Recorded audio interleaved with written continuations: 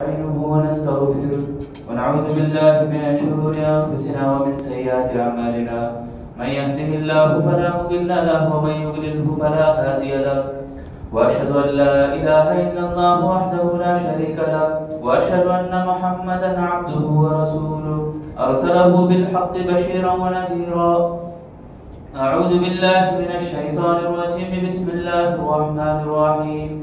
يا أيها الذين آمنوا اتقوا الله حق تقاته ولا تموتن إلا وأنتم مسلمون.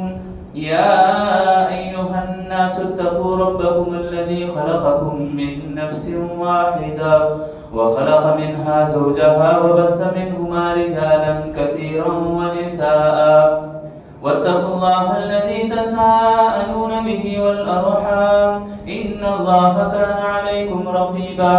يا أيها الذين آمنوا اتقوا الله وقولوا قولا سديدا يصلح لكم أعمالكم ويغفر لكم ذنوبكم ومن يطع الله ورسوله فقد فاز فوزا عظيما.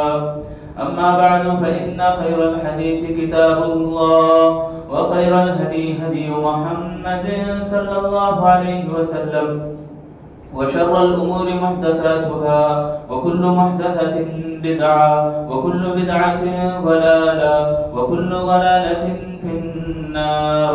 أعوذ بالله السميع العليم من همزه ونفخه ونفسه. بسم الله الرحمن الرحيم.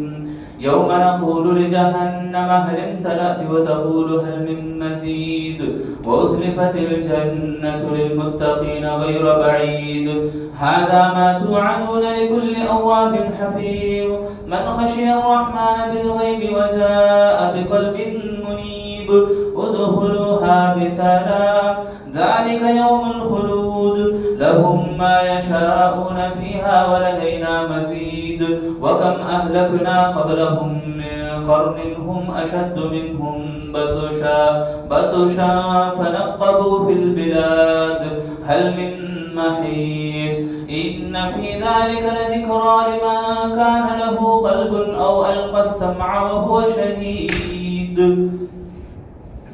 محترم بزرگان دین اور برادران اسلام اور خواتین اسلام، ہر قسم کی تعریف بڑائی کبریائی اس اکیلے اللہ وحدہ لا شریک لہ کے لیے لائق و زیبا ہے جس نے ساری کائنات کو اکیلے تنہا پیدا کیا. وہی ہم سب کا رب العالمین ہے، پالنہار ہے، میرے اور آپ کی عبادتوں کا مستحق ہے. میرے دینی بھائیوں، اللہ تعالیٰ کا ہم جتنا بھی شکر ادا کریں، دین اسلام کی جو فضیلت اور اس کا جو فضل توفیق ہے بہت کم ہے. ہم اس کے احسان بن کے رہیں، احسان مند بن کے رہیں، ساری کی ساری زندگی سجدے میں گزاریں اس کے احسان کو پورا کرنے کے لیے، مگر اس کا حق ادا نہیں ہوگا. اور اللہ رب العالمین کا اس بات پر بھی ہمارے اوپر فضل ہے کہ اس نے میرے اور آپ کی رہنمائی کے لیے جناب محمد رسول اللہ صلی اللہ علیہ وسلم کو رہنما، نبی بنا کر اور رسول بنا کر بھیجا. لاکھوں کروڑوں درود و سلام ہو ہمارے جناب محمد رسول اللہ صلی اللہ علیہ وسلم کے ذاتی گرامی پر. آمین. میرے دینی بھائیوں، آج میں آپ کے سامنے انشاءاللہ، جیسا کہ پچھلے جمعہ بھی ہم نے کچھ باتیں سنی ہیں حدیث جبرائیل، اس حدیث کو میں آپ کے سامنے سب سے پہلے سامنے رکھوں. حضرت عمر بن خطاب رضی اللہ تعالیٰ عنہ روایت کرتے ہیں، صحیح مسلم کی روایت ہے، عن عمر رضی اللہ تعالیٰ عنہ كنا نحن جلوس عند رسول الله صلى الله عليه وسلم ذات يوم إذ طلع علينا رجل شديد بياض الثياب شديد سواد الشعر لا يرى عليه أثر السفر ولا يعرفه منا أحد حتى جلس إلى النبي صلى الله عليه وسلم فأسند ركبتيه إلى ركبتيه ووضع كفيه على فخذيه فقال يا محمد صلى الله عليه وسلم أخبرني عن الإسلام. قال رسول الله صلى الله عليه وسلم الإسلام أن تشهد أن لا إله إلا الله وأن محمد رسول الله وتقيم الصلاة وتؤتي الزكاة وتصوم رمضان وتحج البيت إن استطعت إليه سبيلا. قال صدقت. قال فعجبنا له يسأله ويصدقه. قال فأخبرني عن الإيمان قال أن تؤمن بالله وملائكته وكتبه ورسله واليوم الآخر وتؤمن بالقدر خيره وشره قال صدقت قال فأخبرني عن الإحسان قال أن تعبد الله كأنك تراه فإن لم تكن تراه فإنه يراك قال فأخبرني عن الساعة قال رسول الله صلى الله عليه وسلم ما المسؤول عنها بأعلم من السائل قال فأخبرني عن أماراتها قال أن تلد الأمة ربتها وأن ترى الحفاة العراة العالة رعاء الشاة يتطاولون في البنيان قال ثم انطلق فلبثت مليا ثم قال لي يا عمر أتدري من السائل قلت الله ورسوله أعلم قال فإنه جبريل أتاكم يعلمكم دينكم رواه مسلم. میرے دینی بھائیو یہ پوری حدیث ہے، حدیث جبریل اس کو بولتے ہیں. اس کا ترجمہ سرسری ترجمہ ہمارے نظروں میں اگر رہے تو بات کھل کر واضح ہوگی. اس کا ترجمہ یہ ہے کہ حضرت عمر رضی اللہ تعالیٰ عنہ فرماتے ہیں کہ ہم اللہ کے نبی صلی اللہ علیہ وسلم کی مجلس میں ایک مرتبہ بیٹھے ہوئے تھے. اتنے میں ایک آدمی آنے والا جو سفید کپڑے تھے اس کے، بے انتہا سیاہ کالے بال تھے، یعنی بال سفید نہیں تھے بلکہ کالے کے کالے تھے، اور آ کر اللہ کے نبی صلی اللہ علیہ وسلم کے قریب ہوا. نبی صلی اللہ علیہ وسلم کے اس قدر قریب ہوا کہ اللہ کے نبی کے زانوں سے یعنی گھٹنوں سے گھٹنے ملا کر، گھٹنے یعنی اپنے رانوں سے اپنے رانوں کو ملا کر نبی صلی اللہ علیہ وسلم کے گھٹنوں کے اوپر ہاتھ رکھا یا خود اپنے گھٹنوں پر ہاتھ رکھا اور پوچھا اے محمد صلی اللہ علیہ وسلم آپ مجھے اسلام کے بارے میں بتائیے. اللہ کے نبی صلی اللہ علیہ وسلم نے فرمایا کہ اسلام یہ ہے کہ تم گواہی دو اکیلے اللہ کے علاوہ کوئی معبود برحق نہیں، اور اس بات کی بھی کہ محمد رسول اللہ اللہ کے بندے اور اس کے رسول ہیں، اور نماز قائم کرو، زکوٰۃ ادا کرو، اور رمضان کے مکمل روزے رکھو، اور حج کرو اگر تم استطاعت رکھتے ہو. پھر کہا وہ پوچھنے والا سائل کہتا ہے کہ آپ نے سچ کہا. پھر سوال کیا، یہ دیکھ کر ہمیں تعجب ہونے لگا. حضرت عمر رضی اللہ تعالیٰ عنہ کہتے ہیں ہمیں عجیب لگا. سوال بھی پہلے کرا، سوال جب کیے تو ہم اندازہ ہوتا ہے کہ شاید ان کو کچھ معلوم نہیں ہے. جب سوال کرنے کے بعد سوال کا جواب رسول اللہ صلی اللہ علیہ وسلم دے رہے ہیں تو سائل خود بول رہا ہے کہ ہاں آپ نے سچ کہا. تو ہمیں عجیب لگا، فعجبنا له، یعنی خود سوال بھی کر رہے ہیں اور جواب بھی دے رہے. پھر دوسرا سوال دہراتے ہیں سائل کہ آپ ایمان کے بارے میں مجھے بتائیے. اللہ کے نبی صلی اللہ علیہ وسلم ایمان کے تعلق سے کہتے ہیں یہ کہ اللہ پر ایمان لاؤ، فرشتوں پر ایمان لاؤ، اور کتابوں پر ایمان لاؤ اللہ کی، اور اسی طرح رسولوں کے اوپر ایمان لاؤ، اور آخرت کے دن پر ایمان لاؤ، اور اچھی بری تقدیر کے اوپر ایمان لاؤ. پھر اس کے بعد کہتے ہیں ہاں آپ نے سچ کہا. پھر آگے سوال کرتے ہیں احسان کے بارے میں مجھے بتائیے. تو اللہ کے نبی صلی اللہ علیہ وسلم فرماتے ہیں احسان یہ ہے کہ تم جب عبادت کرو تو اللہ کو دیکھ رہے ہو، اس طرح سے عبادت کرو. اگر تم اس کی طاقت نہیں رکھتے کہ اللہ کو ہم دیکھیں تو کم سے کم یہ تو تم یہ عقیدہ رکھو، یہ تو ذہن میں رکھو کہ اللہ تعالیٰ تمہیں دیکھ رہا. پھر اس کے بعد سائل نے سوال کیا مجھے قیامت کے تعلق سے بتائیے. تو اللہ کے نبی صلی اللہ علیہ وسلم فرماتے ہیں قیامت کے بارے میں جو پوچھنے والا ہے پوچھے جانے والے سے بھی بہتر نہیں جانتا، یعنی جو جس سے پوچھا جا رہا وہ بہتر نہیں جانتا جس سے پوچھا جا رہا. جو پوچھ رہا ہے تو سائل اور مسئول دونوں برابر ہیں، جو پوچھ رہا اور پوچھے جانے والے دونوں بھی اس کے جواب میں برابر نہیں، بلکہ پوری کائنات کے اندر آخرت کا دن کب ہے اس کے بارے میں کوئی جواب نہیں ہے سوائے اللہ کے. اس کے بعد سائل پوچھتے ہیں کہ آپ قیامت کے تعلق سے نشانیاں مجھے بتائیے. اللہ کے نبی صلی اللہ علیہ وسلم فرماتے ہیں ننگے پاؤں چلنے والے اور لوگوں میں ذلیل اور خوار لوگ، بکریاں چرانے والے لوگ، یہ بڑے بڑے عمارتیں بڑی بڑی بلڈنگیں بنانے کے اوپر فخر محسوس کریں گے، اور لونڈی اپنے آقا کو جنم دے گی. اس کے بعد سائل چلے جاتے ہیں. اللہ کے نبی صلی اللہ علیہ وسلم کے مجلس میں بیٹھے سوال جواب ہونے کے بعد عمر بن خطاب رضی اللہ عنہ فرماتے ہیں کہ سائل جو پوچھنے والا تھا وہ اٹھ کے چلے جاتے ہیں. اس کے بعد اللہ کے نبی مجھے پوچھنے اے عمر کیا تم جانتے ہو کہ سوال کرنے والا یعنی تمہارے پاس جو آنے والا آدمی ہے وہ کون تھا؟ اللہ کے نبی صلی اللہ علیہ وسلم کے اس سوال پر عمر بن خطاب رضی اللہ عنہ کہتے ہیں اے اللہ کے نبی آپ اور اللہ کے رسول بہتر جانتے ہیں، اللہ اور اس کے رسول بہتر جانتے ہیں. پھر اس کے بعد اللہ کے نبی کہتے ہیں وہ آنے والا جبرائیل تھے. آنے والے کون تھے؟ جبرائیل تھے، اور تمہیں سکھانے کے لیے آئے تھے تمہارا دین. یہ پوری حدیث کا ترجمہ ہے. اب اس کی شرح میں اور آپ کچھ باتیں سنیں ہیں اس سے پہلے کہ مجلس یعنی بیٹھکیں ہماری ملاقاتیں، ہم جب کسی سے ملتے ہیں، ہم جب کسی گفتگو میں مگن رہتے ہیں، بزی رہتے ہیں، 3-4 لوگ، ان تمام مجالسوں میں سب سے بہترین مجلس اگر کوئی ہے تو وہ علم کی مجلس ہے، علم سیکھنے سکھانے کی مجلس ہوتی ہے۔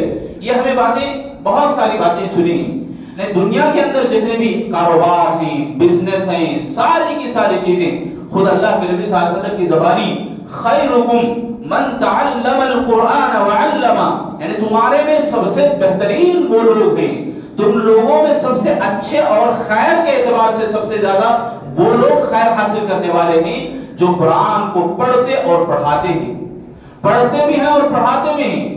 سلف کا قول ہے کہ انسان کو 2 طرح سے رہنا چاہیے، انسان اگر ہے 2 طرح سے رہنا ہے، یا تو سیکھنے والے بننا ہے یا سکھانے والے بننا ہے۔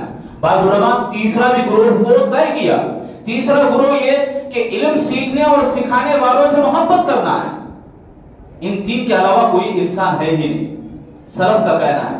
میرے بھائیوں، معلوم ہوا کہ مجالس میں سب سے بہترین مجلس یعنی علم کی مجلس ہوا کرتی ہے، جیسا کہ حدیث میں ہم نے سنا حتی جلس الی النبی صلی اللہ علیہ وسلم، یعنی اللہ کے نبی صلی اللہ علیہ وسلم کے قریب آ کے بیٹھ کر سوال جواب شروع ہوئے۔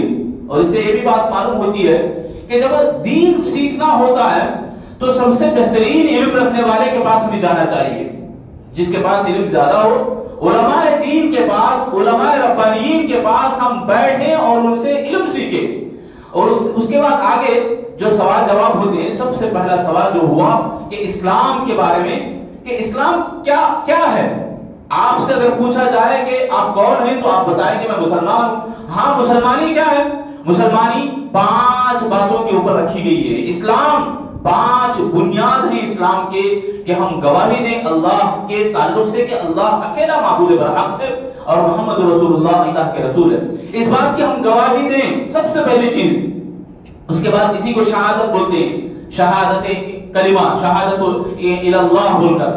تو شہادت دینے کے بعد ہم گواہی دے دیے کہ ہم مسلمان ہیں، اکیلے اللہ کے بارے میں ہم گواہی دیے، محمد رسول اللہ کے بارے میں گواہی دیے، تو اس اسلام کا اظہار کیسے ہو، اظہار ہم کیسے کریں؟ تو سب سے پہلا جو ظاہر ہونے والا عمل ہے وہ نماز۔ نماز وہ تو کئی مسئلہ کہا گیا، یعنی نماز کو قائم کرنا۔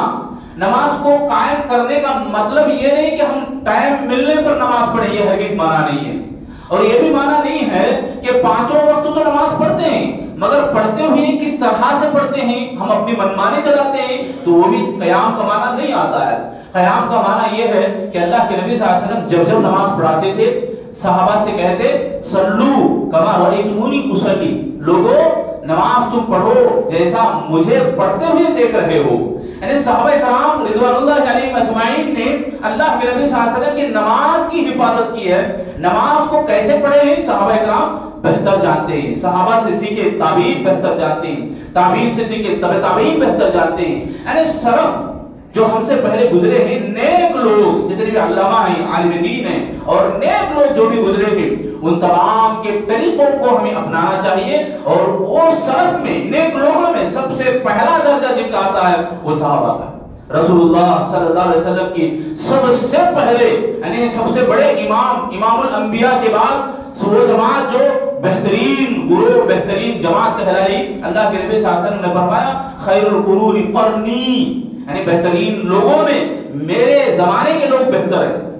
اس کے بعد آتا ہے جو اسلام کو اپنانے کے بعد جو عمل زکوٰۃ ادا کرنا۔ زکوٰۃ جس کے اوپر فرض ہے وہ مصارف زکوٰۃ 8 ہیں، جیسا کہ قرآن مجید کے 10ویں پارے میں ہمارے کو ملتا ہے سورۃ التوبہ کے اندر 8 مصارف۔ اس میں سے ایک مصرف کے تعلق سے میں وضاحت کروں، فی سبیل اللہ، اللہ کی راہ میں خرچ کرنا۔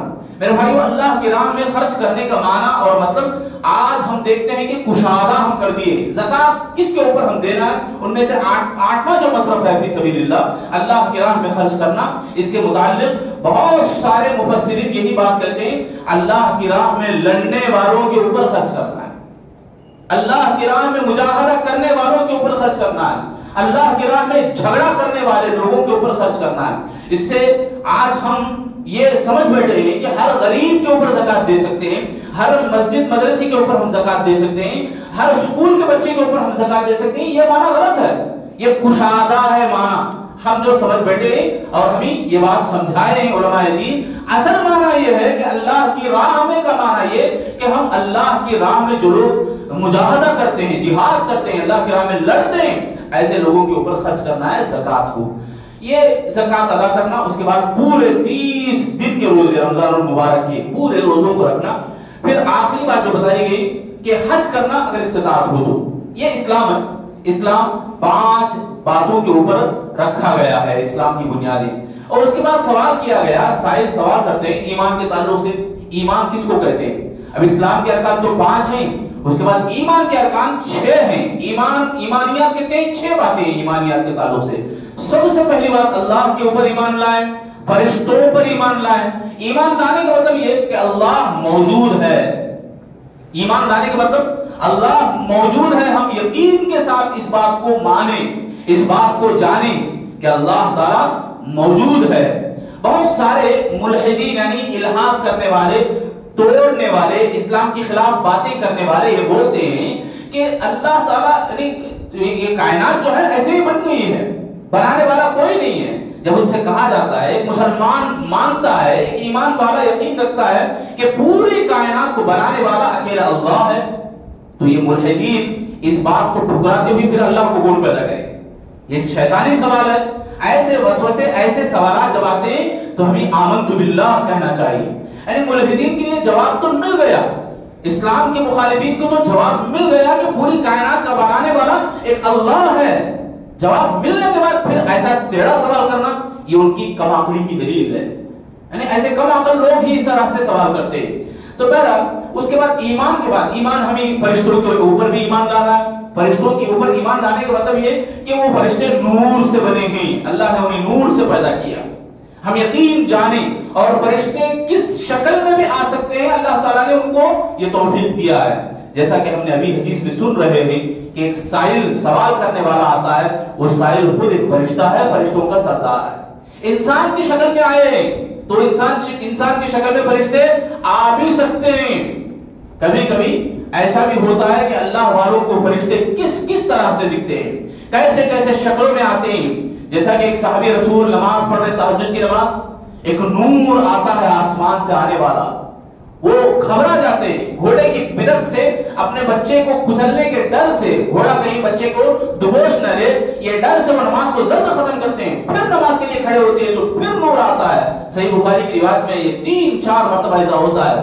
نبی صلی اللہ علیہ وسلم سے صبح میں دریافت کرنے پر اللہ کے نبی فرماتے ہیں کہ وہ فرشتے تھے، تم ایسے ہی پڑھتے ہوتے صبح ہو جاتی، لوگ فرشتوں کو آنکھوں سے دیکھ لیتے، معنی یہ کہ فرشتے کسی شکل میں بھی آ سکتے ہیں۔ تو فرشتے یہ جو نورانی مخلوق ہے اللہ تعالیٰ کے ان گنت فرشتے ہیں، سبحان اللہ، فرشتوں کی تعداد، گنتی، وہ اس کے اوپر اللہ تعالیٰ ہی بہتر علم رکھتے ہیں، کتنے فرشتے ہیں، کتنے کس قدر ہیں فرشتے، اللہ اکبر، پورا آسمان، 7 آسمان، بلا سطور کے جو آسمان پھیلا ہوا ہے، ایسے 7 آسمان ہیں۔ لیلۃ القدر کی رات میں فرشتوں کی عبادت اس قدر رہے گی کہ آسمان میں ایک بارش یا ایک 4 انگلیوں کا کونا بھی نہیں بچے گا کہ فرشتے وہاں سجدہ نہ کرتے ہوں، اس قدر بڑھ جائیں گے فرشتے، اس قدر ہے تعداد فرشتوں کی۔ اور زمین میں جب قدر معنی یہی ہے، لیلۃ القدر بولتے ہیں، کیوں بولتے ہیں؟ قدر معنی تنگی، زمین اور آسمان تنگ ہو جائیں گے عبادت کے لیے، یعنی فرشتے اس قدر بڑھ جائیں گے عبادت کے لیے، اتنے بھر کر کے فرشتے، ان کی تعداد، یعنی اللہ تعالیٰ ان گنت فرشتے بنائے، ان گنت فرشتے پیدا کیے، ہمارے اوپر ہے، ان کے اوپر ہمیں ایمان لانا ہے۔ تیسرا بتایا گیا کہ کتابوں پر، آسمانی کتابیں جو 4 ہیں، اس کے اوپر بھی ہمارا ایمان ہو۔ پورے کتابیں تحریف ہو چکی، یعنی عدل بدل ہو گئی کتابوں کے اندر سوائے قرآن کے، کیوں؟ قرآن کو اللہ رب العالمین نے حفاظت کا ذمہ لیا ہے، اس لیے قرآن محفوظ ہے، قرآن کی حفاظت کی جا چکی ہے اور کی جائے گی قیامت تک کے لیے۔ لوگ کہنے والے کہیں گے 26 آیتیں ہٹاؤ، عام پردے کی آیتیں ہٹاؤ، نکاح کی آیتیں ہٹاؤ، بولنے والے بولیں گے اور اپنی طاقت کے بلبوتے پر وہ ہٹا بھی لیں، مگر قرآن سبحان اللہ حفاظ قرآن کی شکل میں محفوظ ہے، سینوں کے اندر اللہ نے قرآن کو محفوظ کیا۔ تو قرآن کے اوپر ایمان ہمارا اور عمل بھی ساتھ میں، तमाम 4 किताबों के ऊपर ईमान, सिवाय कुरान के ऊपर अमल भी अक्षरा। चारों किताबों के ऊपर ईमान, ये आसमानी किताबें तौरात, ज़बूर, इंजील, कुरान मजीद। कुरान मजीद के ऊपर ईमान के साथ साथ अमल भी जरूरी है। तो ये ईमान का मतलब है, अमल भी करना है, फर्ज है मेरे और आपके लिए। जब तक आप मोमिन नहीं कहलाएंगे कि कुरान को जब तक आप मानते नहीं, मानने के साथ साथ अमल भी करना है, अमल भी करना है। जरूरत है मुझे और आपको कि हम कितना कुरान को याद करते हैं और कर रहे हैं। मेरे भाइयों, हमें बचपन में कभी सीखे थे कुरान 4 सूरे, वही 4 सूरे अभी भी नमाजों में पढ़ रहे हैं, शर्म की बात है। ये हमारा ईमान है, ये हमारा ईमान है कि हम 5 साल 10 साल पहले जो सूरे पढ़ते थे वही सूरे आज भी नमाजों में पढ़ रहे हैं। किसी को कोई छोटी सूरत याद ना हो, हमें अफसोस करनी चाहिए। वो कुरान जो ईमान का हमें मुद्दा बनाता है, ईमान को जाहिर करता है मेरे और आपके, इस ईमान के ताल्लुक से मैं और आप इतने कमजोर हूं। अफसोस की बात है, दुनिया के अंदर तो हम कितनी चालाकी दिखाते हैं, किस कदर हम कमाते हैं, दुनिया लूटने में हम किस कदर तेज हैं और आगे हैं और ज्यादा तरक्की याफ्ता हैं और बहुत ज्यादा होशियार कहलाते हैं, मगर ईमान के ताल्लुक से मैं और आप छोटे से बच्चे से भी बच्चे बन के रह गए। तो ईमान, कुरान सीखने की सख्त जरूरत है, पढ़ने की, उसको समझकर पढ़ने की। उसके बाद बताया गया कि रसूलों पर ईमान, रसूल आए किस लिए?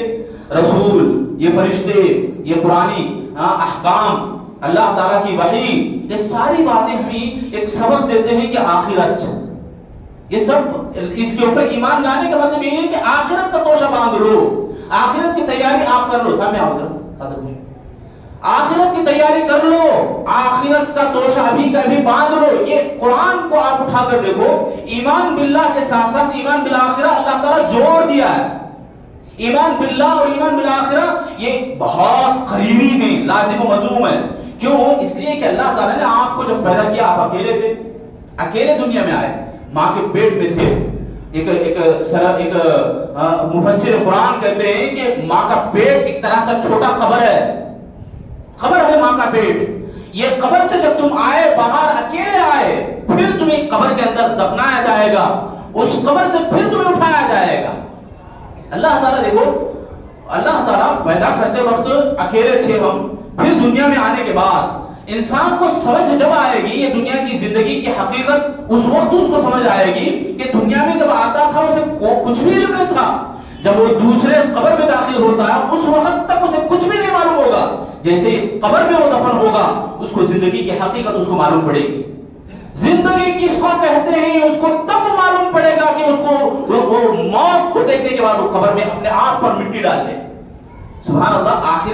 आखिरत क्या है मेरे भाइयों? आखिरत क्या है इसका कोई एहसास हमारे पास नहीं, कोई तसव्वुर हमारे पास नहीं है। इसीलिए आज हमें ऐश की जिंदगी गुजार रहे हैं, इसीलिए आज हमने दुनिया वाले बन के रह गए हैं। आखिरत का कोई इल्म हमारे पास नहीं, कोई खबर, कोई मालूमात हमारे पास नहीं। पूछो तो पूछो, बिजनेस के बारे में पूछो, कारोबार के बारे में पूछो, अपने रिश्तेदारों के बारे में पूछो, दोस्तों अहबाब के बारे में पूछो, बताएंगे। आखिरत के बारे में एक बात मेरे भाइयों, ला इल्म है, हम अनपढ़ रह गए हम लोग। आखिरत के ताल्लुक से क्या जानते हैं हम? जैसे माँ के पेट से आते वक्त अकेले दुनिया में आए थे, जाना पड़ेगा, साथ कुछ भी नहीं आएगा। ये बैंक बैलेंस, ये सारे बंगले, ये जवाहरात, ये मोती सब छोड़ के जाना पड़ेगा मेरे भाई। कब्र के अंदर मनोमिट्टी पड़ेगी हमारे सरों के ऊपर, हमारे मुंह के ऊपर, तब हमारी अकल ठिकाने आएगी। उस वक्त इंसान कहेगा, हाय मुझे कहां ले जा रहे हो, मुझे किधर ले जा रहे हो? ये दुनिया की चमक दमक फीके पड़ जाएंगे, ये दुनिया का खूबसूरत मंजर फीका पड़ जाएगा। हमारी जो जवानी है, हमारा जो मेकअप संवारना है, हमारे बदन को संवारना है, ये पूरी की पूरी चीजें मैल बन के रह जाएंगे। कुछ साथ नहीं आने वाला मेरे भाई, कोई साथ आएगा तो सिर्फ और सिर्फ हमारा अमल। अभी आप हंस रहे हैं, अभी आप दुनिया के अंदर खेल रहे हैं, अभी आप दुनिया के अंदर सो रहे हैं, ये भी साथ आएगा मगर अजाब की शक्ल में, कीड़े मकोड़े और सांप और बिच्छू की शक्ल में तुम्हारे साथ आएंगे। अल्लाह हम सब की हिफाजत फरमाए। आखिरत का दिन मेरे भाइयों, अकेले तने तन्हा हमें हशर के मैदान में खड़ा होना है और अकेले तने तन्हा अल्लाह के रूबरू खड़े होना है। हिसाब किताब मैं अपने आप के बारे में, आप अपने आप के बारे में, वहां कोई तर्जुमान रहने वाला नहीं, कोई तर्जुमा करने वाला, ट्रांसलेशन करने वाला कोई नहीं रहेगा सिवाय आप और अल्लाह। اور آپ کو اکیلے پل صراط پر چلنا پڑے گا، اور آپ کو اکیلے اپنے ہاتھ سے نام اعمال لینا پڑے گا۔ سیدھے ہاتھ میں لے لیے بچا لیے گئے۔ اللہ ہم سب کو نام اعمال سیدھے ہاتھ میں لینے کی توفیق دے۔ بائیں ہاتھ میں لیے خطرہ ہے، بہت بڑا خطرہ ہے میرے بھائی۔ دنیا کا ایگزام پھر آئے گا، دوبارہ آئے گا۔ اب فیل ہوئے تو کیا نومبر دسمبر میں پھر لکھنا پڑے گا، پھر دوبارہ چانس مل سکتا ہے، اور ایک سال بیٹھ کے پڑھ لیں۔ ٹھوکر زندگی کی لگ گئی، آپ کی موت آ گئی، پھر کوئی امتحان تمہارے لیے نہیں ہے۔ امتحان کا چیپٹر کلوز۔ بار بار آپ کو تنبیہ دی جاتی ہے کہ اشہد ان لا الہ الا اللہ کے بعد اشہد ان محمد رسول اللہ کے بعد حی علی الصلاۃ حی علی الفلاح، آؤ کامیابی یہ ہے۔ سنے نہیں، موت آ گئی۔ آخری سانس چلتے وقت حقیقی منظر میں فرشتے ہمارے کو نظر دکھائیں گے، ہمارا منظر کیا ہے، ہمارا رزلٹ کیا ہے، ہمارا مقام کیا ہے۔ ہماری یہ جو 60-70 سالہ زندگی جس پہ آج مجھے اور آپ کو ناز ہے میرے بھائیوں، یہ پوری زندگی ہمیں پھیکی لگ جائے گی۔ 60 سال کی زندگی، موت کب آتی معلوم نہیں ہے۔ موت، اچھا بات کر لو تو بھائی جمعہ میں باتیں نہیں کرنا ہے، سنو ادھر سنو، معلوم ہے معلوم رکھ کے بھی کیوں باتیں کر رہے ہیں، اللہ حفاظت فرمائے۔ آج کا دن جو ہے جمعہ کا دن میرے بھائیوں، فضیلت اسی لیے اس کو ہے کہ آخرت کا دن اسی دن آنے والا ہے۔ اسی دن اللہ تعالیٰ لوگوں کو حشر کے میدان میں کھڑا کرے گا۔ تو یہ جو دن ہے جمعہ کا دن، انسان دیکھو کتنا کمزور ہے، کتنی ناسمجھ ہے انسان کے اندر۔ انسان اور جن کے علاوہ پورے مخلوقات میں بھائیو، چونٹیوں کو بھی ڈر ہوتا ہے کہ آج کا دن کہیں آخرت کا دن نہ ہو جائے۔ چونٹیوں اور پرندوں کو جو پر اٹھا کے، چھوٹے چھوٹے پرندے، چڑیا جو ہم دیکھتے ہیں، ایک چھوٹا سا بچہ بھی اسے چیر کے پھاڑ سکتا ہے، ایسے پرندے، جاندار، جانور پورے کے پورے، انسان اور جن کو چھوڑ کر میرے بھائیوں جتنے بھی جاندار ہیں، جان جس کے اندر ہے کرونا بیکٹیریا، وہ بھی اس میں شامل ہے، تمام کے تمام ڈرتے ہیں کہ آج کا دن کہیں قیامت کا دن نہ ہو جائے، آج کا دن کہیں قیامت کا دن نہ برپا کیا جائے۔ میرے بھائیو انسان دیکھو کتنا کمزور ہے سوچ کے اعتبار سے۔ ہم بنائے تو گئے ہیں اشرف المخلوقات، تو سمجھنے کی ضرورت ہے آخرت کے اوپر ایمان لانے کا مطلب یہ ہے کہ ہم تیاری کریں، ہم اپنے آپ کو تیار رکھیں۔ جیسا کہ آپ کا جو باس ہے، آپ کا جو اونر ہے، آپ سے کوئی سوال کرے، حساب پوچھے، تو آپ پوری پریپیئر کے ساتھ پورے فائلز ایسے ہی چٹکیوں میں بتائیں گے۔ میرے بھائیوں حشر کے میدان میں پوری زندگی کا حساب ہمیں دینا ہے، کتنی ہم تیاری کریں۔ عمر بن عبدالعزیز علیہ الرحمہ اس دور کے عالم دین سے کہتے ہیں کہ مجھے آخرت کے بارے میں کچھ نصیحت کرو۔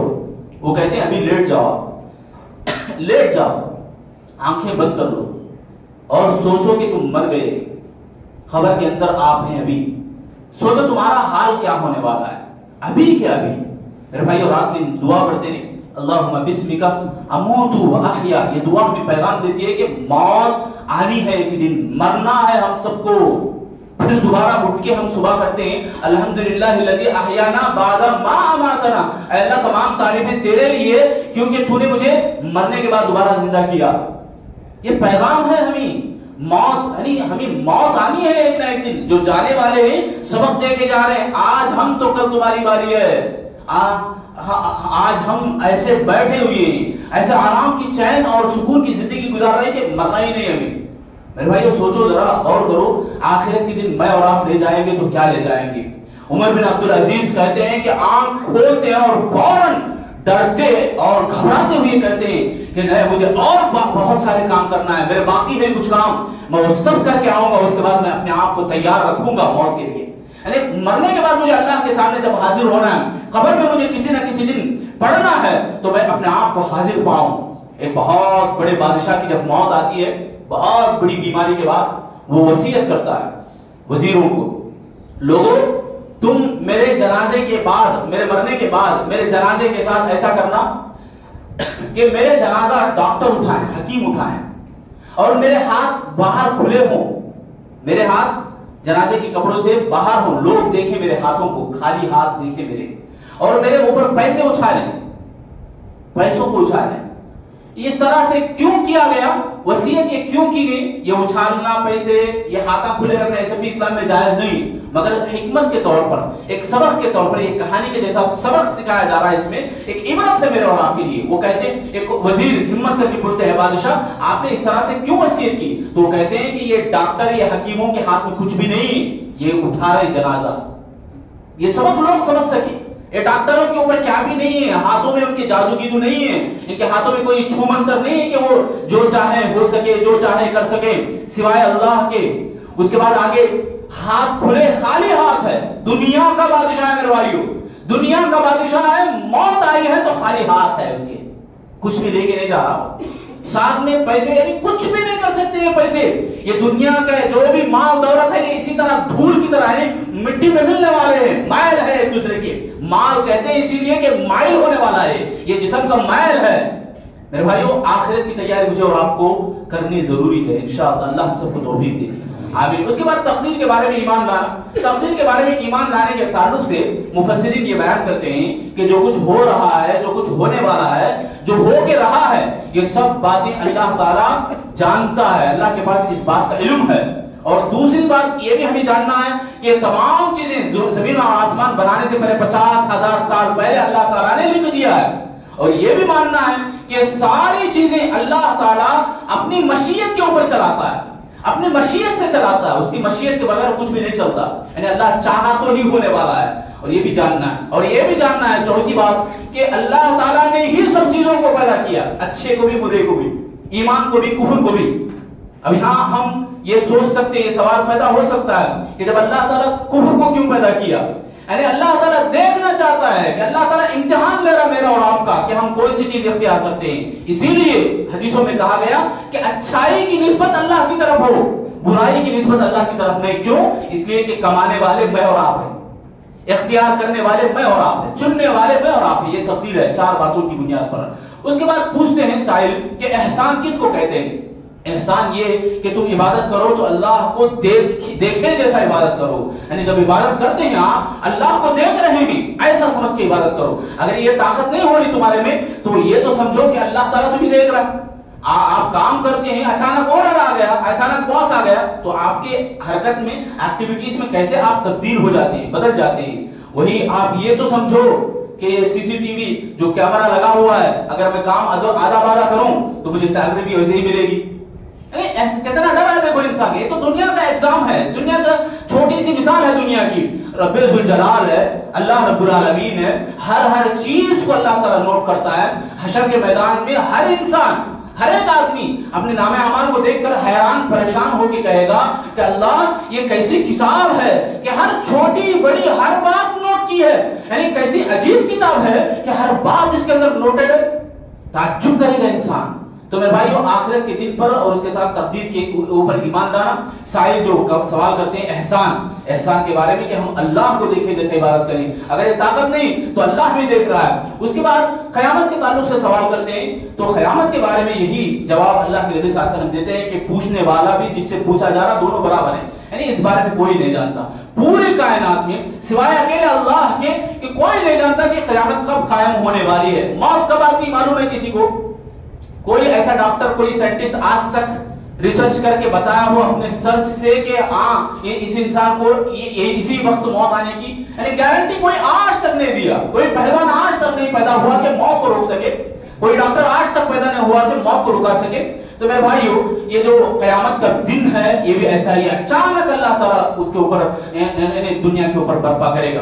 اس کے بعد جو سوال کیا گیا کہ قیامت کی نشانیاں کیا ہیں، قیامت کے تعلق سے جو سب سے پہلی نشانی اللہ کے نبی نے بتلایا وہ یہ کہ لونڈی یعنی غلام نوکرانی اپنے آقا کو جنم دے گی۔ اس کا معنی یہ ہے کہ اولاد ماں باپ سے بھی بڑھ کر، یعنی ماں باپ جس کے جو احکام ہیں، جو حقوق ہیں، ان کو ایسے پامال کریں گے، اس قدر زنا عام ہوگا، اس قدر بدکاری عام ہوگی کہ وہ جو اولاد کو پالے گی، پیدا کرے گی، وہی اولاد ایک دن ان کے اوپر حکمرانی کریں گے، یعنی ان کو نوکر اور چاکر بنا کے رکھیں گے۔ اس کے بعد آگے بتایا گیا کہ افضل الناس، اللہ کے نبی صلی اللہ علیہ وسلم کی ایک اور حدیث میں افضل الناس ملوک الدنیا، یعنی دنیا لوگوں کے اندر سب سے ذلیل لوگ، سب سے حقیر لوگ، جو ننگے پاؤں چلنے والے اور اسی طرح بکریاں چرانے والے، بہت غریب اور فقیر لوگ بڑے بڑے عمارتیں بنانے پر فخر محسوس کریں گے، بڑی بڑی بلڈنگیں بنائیں گے، اس کا معنی یہ ہے کہ ایسے لوگ حکمران بن جائیں گے، ایسے لوگ انصاف کرنے والے بن جائیں گے، ان کو کچھ بھی علم نہیں ہے، انصاف کو ختم کیا جائے گا، انصاف ختم ہو جائے گا ان لوگوں کے ذریعے سے جو ذلیل اور حقیر اور فقیر لوگ ہوں گے، تمام دنیا کے لوگوں کے اوپر حکمرانی کریں گے۔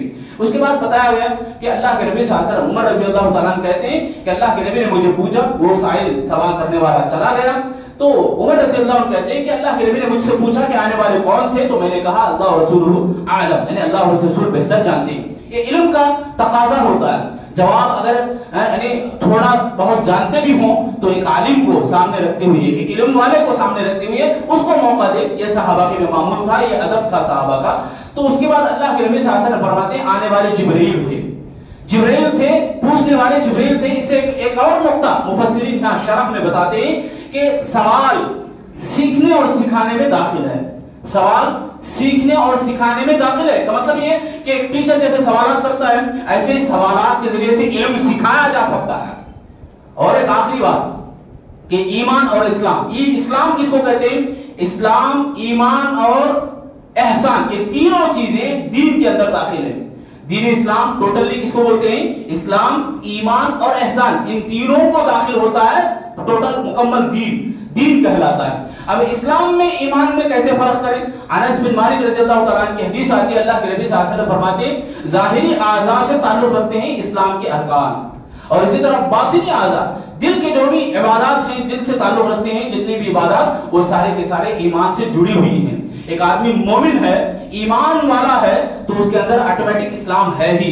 ایک آدمی کلمہ پڑھتا ہے، مسلمان کہلاتا ہے، وہ آدمی فلاں آدمی مسلمان ہے، مگر ایمان والا ہونے کی گارنٹی نہیں ہے، مومن ہونا یہ اس کے لیے شرط نہیں ہے۔ بہرحال مگر سمجھنے کی بات یہ کہ دونوں باتیں، یعنی دونوں شہادتین، محمد رسول اللہ کے اوپر بھی گواہی دینا، اللہ کے تعلق سے بھی گواہی دینا، یہ دونوں لازم و ملزوم ہیں۔ اسی طرح اسلام اور ایمان بھی بہت زیادہ قریب ہیں، دوست ہیں۔ اگر آدمی اسلام قبول کرتا ہے، اس کے لیے ایمان والا بننا جنت میں جانے والے کے لیے، جنت میں جانے کے لیے بہت اہم ہوتا ہے۔ بہرحال آخر میں یہی بات میں کہنا چاہوں گا کہ یہ خلاصہ حدیث جبرائیل ہے، حدیث جبرائیل کی شرح ہے، اس سے بہت ساری باتیں ہمارے کو معلوم ہوتی ہیں، بنیادی باتیں، بیسک باتیں اسلام کے تعلق سے۔ بہت سارے ایسے بھی مسلمان ہیں جنہیں اسلام معلوم نہیں ہوتا۔ اب دیکھو اور ایک چھوٹی ہوئی بات، یعنی میرے اور آپ کے لیے ایک سبق ہے، عبرت ہے، جو حدیث جبرائیل جو پڑھی جاتی ہے اور سنائی جاتی ہے، اس لیے کہ بیسک معلومات ہمارے کو معلوم ہو۔ ایک بہترین موقع مجھے اور آپ کو جمعہ کا ملتا ہے، جمعہ کے دن بھی ہم بیچ میں آئے، لاسٹ میں آئے تو پوری بات ہم سن نہیں پائیں گے، تو لہٰذا میرے بھائیوں میں درخواست ہی کروں گا، میری تو آپ کے اوپر زبردستی نہیں ہو سکتی، آپ اس بات کو ذہن میں رکھیں، جمعہ میں اذان ہونے سے پہلے آپ آ گئے تو آپ جمعہ کی لسٹ میں ہیں، اگر اذان ہونے کے بعد آپ آئے آپ جمعہ میں شامل نہیں۔ حشر کے میدان میں جمعے کی لسٹ کھولی جائے گی، اس میں ان لوگوں کا نام ہوگا، اگر آپ کا نام ہونا ہے تو آپ کو چاہیے کہ آپ اذان سے پہلے حاضر ہو جائیں، خطیب کے منبر پر چڑھنے سے پہلے آ جائیں۔ فرشتے جو لسٹ لے کے بیٹھے رہتے ہیں وہ بند کر کے بیٹھ جاتے ہیں جمعہ کا خطبہ سننے کے لیے۔ اتنی امپورٹنٹ اور اتنی اہم ہوتی ہے یہ مجلس، جمعہ کی مجلس، اس کو غنیمت جانب انشاءاللہ اللہ سے ہم دعا کریں گے الہ العالمین ہم تمام لوگوں کو ہمارے گناہوں کو معاف فرمائے، اللہ تعالیٰ ہم سب کو علم سیکھنے کی توفیق عطا فرما۔ اے اللہ ہم تیرے گھر میں بیٹھے ہیں، اللہ تجھ سے دعائیں کرتے ہیں، اللہ ہماری دعاؤں کو قبول فرما، ہمارے گناہوں کو معاف فرما، ہمارے پریشانیوں کو آسانیوں میں بدل دے، ہماری مصیبتوں کو اللہ دور فرما دے۔ اے اللہ ہمارے پچھلے رمضان کی نیکیوں کو قبول فرما، اے اللہ ہمیں صحت اور تندرستی کو غنیمت جان کر عبادات کو انجام دینے کی توفیق دے، اسلام کو، ایمان کو، احسان کو سیکھنے والا ہم سب کو بنا۔ اے اللہ ہمیں دینی مجالس کو زیادہ سے زیادہ قائم کرنے کی توفیق دے، دینی مجالس جہاں بھی ہیں علماء ربانیین سے جڑ کر علم سیکھنے کے اللہ ہم سب کو توفیق عطا فرما۔ اے اللہ ہمارے صدقہ و خیرات کو قبول فرما، اے اللہ ہمارے جو بھی چھوٹی موٹی نیکیاں ہیں تمام نیکیوں کو قبول فرما، ہمارے والدین کو صحت اور تندرستی عطا فرما، جن کے بھی والدین وفات پائے ہیں اللہ ان کی مغفرت عطا فرما، ایمان والے جتنے بھی وفات پائے ہیں اللہ سب کی مغفرت عطا فرما۔ اے اللہ ان کی قبروں کو کشادہ فرما، قبر میں جانے سے پہلے ہم سب لوگوں کو قبر کی تیاری کرنے کی توفیق دے۔ اے اللہ موت کے بعد کی تیاری کرنے والے حقیقی عقل مند ہوتے ہیں، اللہ ہم سب کو ان عقل مندوں میں شمار عطا فرما۔ اے اللہ ہم سب لوگوں کو جب تک زندہ رہ ایمان کی ثابت قدمی نصیب فرما، ایمان پر جڑ کے رہنے کی توفیق دے، جب موت دے تو ایمان کی حالت میں موت عطا فرما، آخری سانسوں میں ہمیں کلمہ طیبہ لا الہ الا اللہ پڑھنے کی توفیق عطا فرما۔ آمین یا رب العالمین۔ بارک اللہ لنا ولکم فی القرآن المجید ونفعنا وإیاکم انہ تعالی جواد کریم۔